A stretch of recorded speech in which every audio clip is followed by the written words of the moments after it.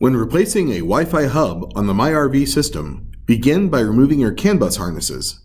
If one of your CAN bus ports has a terminating resistor in it, set this aside and save it for the replacement Wi-Fi hub and range extender. Then remove the power and ground harnesses. Finally, remove the two screws securing the Wi-Fi gateway in place and replace with a new one.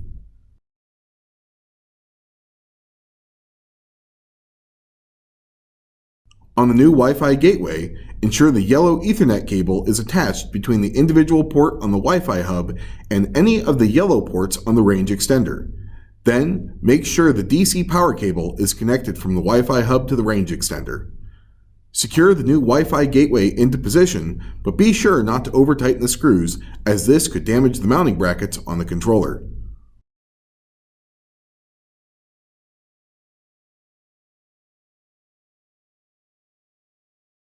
Once secured, reconnect your CAN bus connections and then insert your power and ground harness.